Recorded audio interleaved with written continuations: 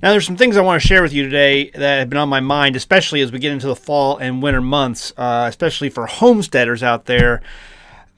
We are in the time where we take our wood stoves, we light those things up, and we use those to heat our homes.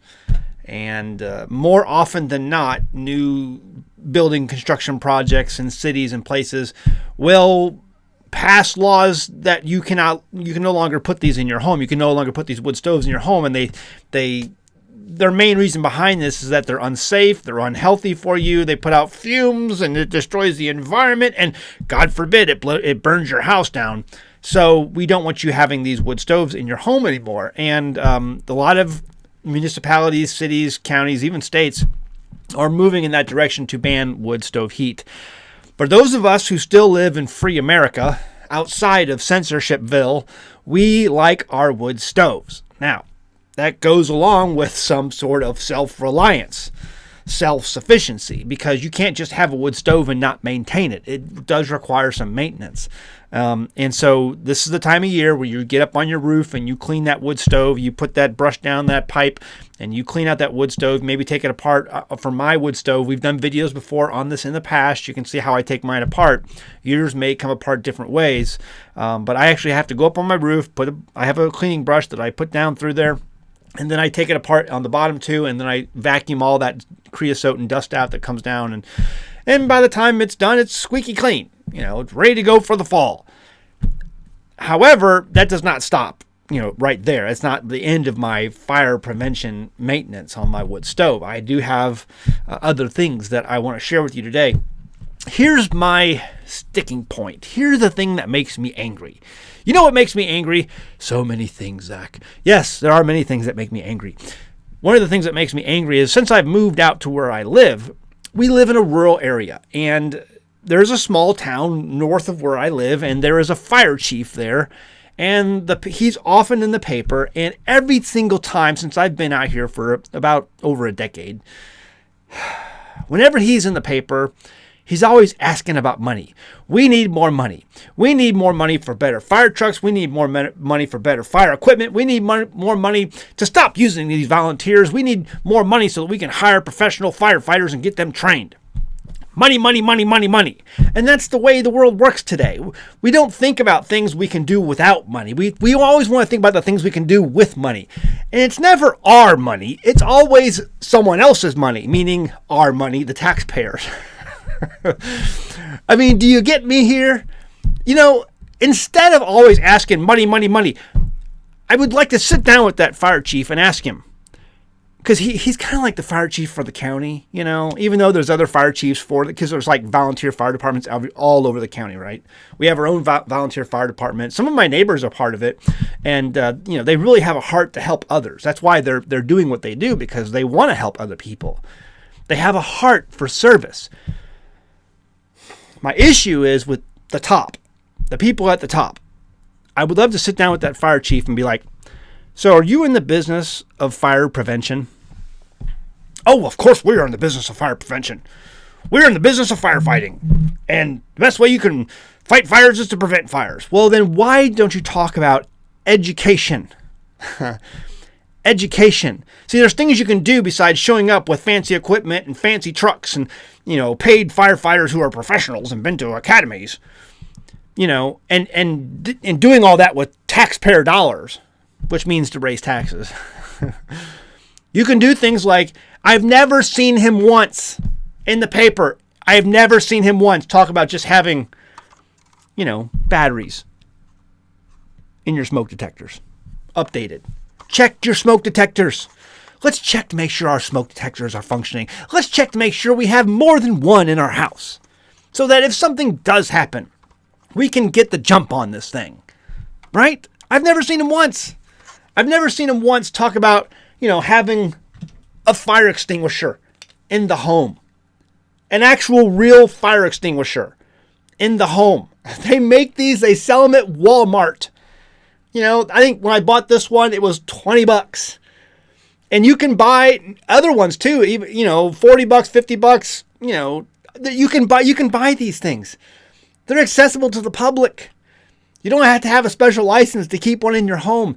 But never once have I seen this taxpayer consumer fire chief ask, hey, let's talk about prevention in the home. Let's talk about some things you can do that are self-reliant, that would make you more self-sufficient.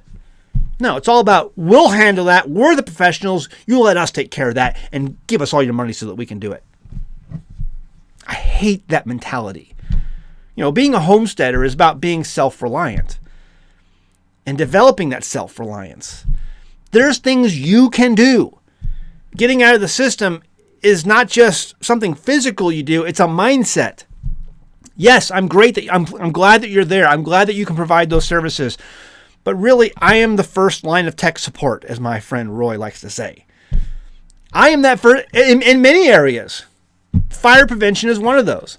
You can get these things too. They come in like dual packs or quad packs. You can get 4 of these at a time, and you put these all throughout your house. I have one in my vehicle. I have these scattered throughout the home. I'll show you something else I have scattered throughout the home. These things I think are fantastic. Look at that. These are fire extinguisher balls. And I put these over the top of where my electronics are. I have my solar system set, my inverter and all things, the batteries and all that stuff. There's a shelf there. And I have this sitting at the top because if something catastrophic happened over there with those electronics, and a lot of home fires are caused by electronics, I have one of these there to explode, because this is what it does. It encounters any sort of flame, and for just a second, if it encounters that flame, boom, and it spreads this fire retardant stuff all over the place and puts the fire out. Lots of great videos out there on YouTube showing how these work. They're fantastic.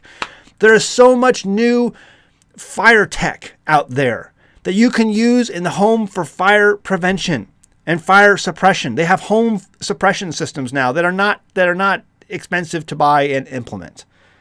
It just takes a little bit of going out and researching these. The reality is, my fire department where I live, my volunteer fire department where I live, is at least 45 minutes away. I would say an hour. Because most of those firefighters, not all of them, but depending on where you live in my county, the firefighter doesn't live at the fire station, okay? He has to come from where he's at, drive 20 minutes probably to get to the fire station, and then drive that truck another 20 minutes to your location. He's 40 minutes out. By the time your house is gone, you better take charge of this situation and know how to do it. We have 2 pumps, on our homestead. They're 900-gallon or 950-gallon per minute pumps. Here's a picture right here, and they sit right outside that door over there, and they undercover. And I have checked them for oil. I have checked them for gas, and I have test started them recently. About 6 months ago, I'm going to test start them again here soon. But I test them every so often. We have hoses that we can hook up to these, not that far distance away. I will have water on target much faster than even a suburban fire department could be able to do so. And where I live, up a mountaintop, there's no way you're getting your fire truck up here anyway. It's not going to happen. I mean, you might get it up here. I would love to see it. I don't think they can get it up here. But it's like, you need to do these things. Stop being dependent on other people. Learn to be dependent on yourself. Failure to plan is planning to fail. Take some accountability. Oh, we don't like that word. That's a nasty word in this country. Accountability. Let someone else worry about that.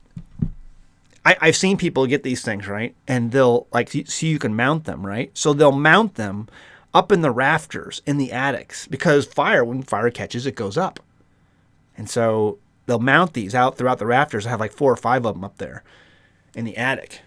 I also have one above my junction box in the house. There's simple things you can do. But there are people out there who want to elevate themselves as experts and authorities. And the way we can do all things is to just give me all the money. I hate that. It makes my skin crawl. It's repulsive. You're repulsive if you are into that sort of thing. I've never seen this guy, not once, get in the paper or be quoted in the paper of, saying, hey, let's check on Hey, fires are a big issue in the fall and winter when it comes to wood stoves. We know a lot of people in our county. We're a rural county. They have wood stoves. Let's just check to see if our smoke detectors are up and running. Let's just check to see if we have maybe a couple of fire extinguishers, which are very affordable. You can buy them at the local Walmart. Let's just see if we have a few of those around the house, maybe in the kitchen or wherever. Let's do that. I've never seen them talk about it, not once. It's ridiculous. Burn kits, things like this. They sell a lot of different burn kits that are out there. This one had pretty good reviews. I got this one. My next purchase, I have some other burn stuff around the house too, for treating things if a burn does happen. The one I want to get is the one that Refuge Medical Bear talks about sometimes. I've made a note of it. I can't remember right now, but I made a note of it in my phone. That's going to be my next purchase. I know if Bear recommends it, it's going to be a good product. I have three of his IFAC kits on my gear, and I'll probably get more. But my next purchase is going to be one of the burn kits he recommends. But in the meantime, I have other burn kits. I have stuff that I use. I have lots of first aid kits. I think Refuge makes the best. But anyway, I'm going to get some more of these. And, having those around the house, it's like, take responsibility, take accountability for life, guys. If you live rural, now is the time to be checking up on this stuff. Get a couple fire extinguishers. Make sure your smoke detectors are up. Make sure your wood stove is clean. Self-sufficiency, detaching from the system is not just something physical you do. It's a mental thing. And thinking about things, okay, what can I do to make sure life goes well? Can tragedy still happen? Yeah, it can. It can still strike. Even though you've covered all the bases and you've tried to do your best to prepare, bad things can still happen. But the reality is, when they do happen, you're going to be much more confident and prepared to deal with those things if you can keep a level head. And chances are, because of your preparedness and because of your forethought, these things can mostly be avoided most of the time. All right, what do you think? Leave a comment below. I'd love to hear your thoughts on this. I'm going to be doing a video coming up probably on Rumble on this. I'm going to show some things. There's a lot of things I can't talk about on YouTube. I just did a video on Rumble last night on me going to YouTube re-education camp. Yes, I was selected. I was selected to go to YouTube re-education camp because I need to be re-educated because I am too self-sufficient, I guess. I talk about things that ought not be talked about.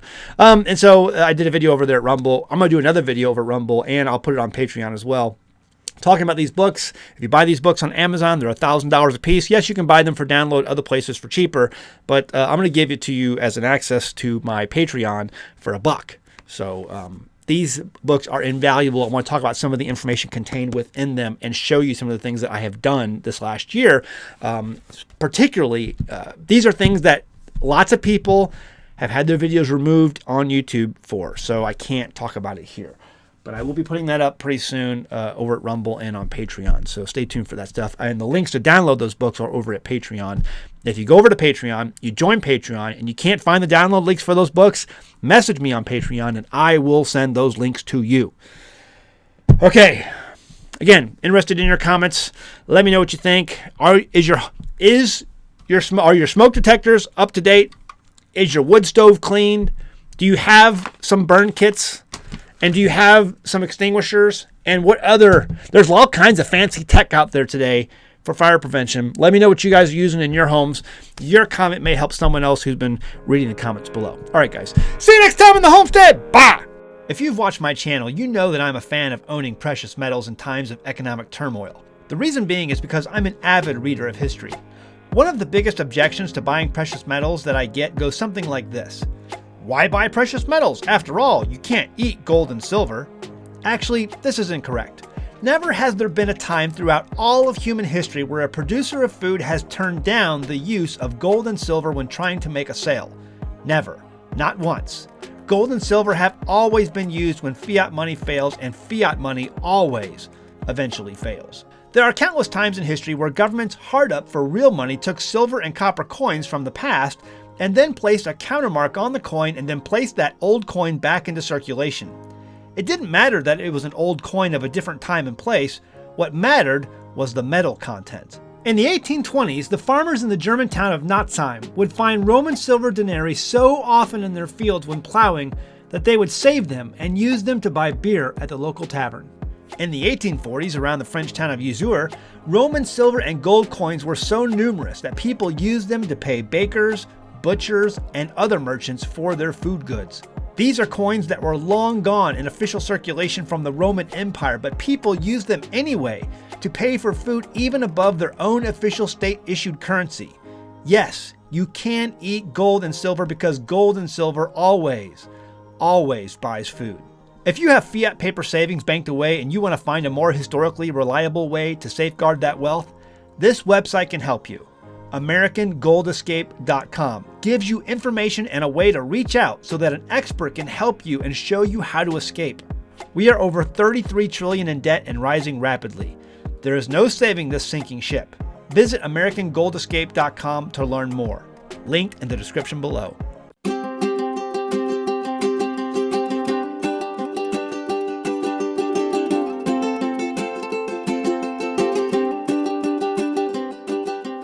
Hey guys, did you know you can become a patron of an American Homestead? They get access to private videos, and we send them gifts from the homestead that we make here on the homestead. And we also enter our patrons into special giveaways that are only available to them. And before you go, please check out these other great videos. Go ahead, click. Oh wait,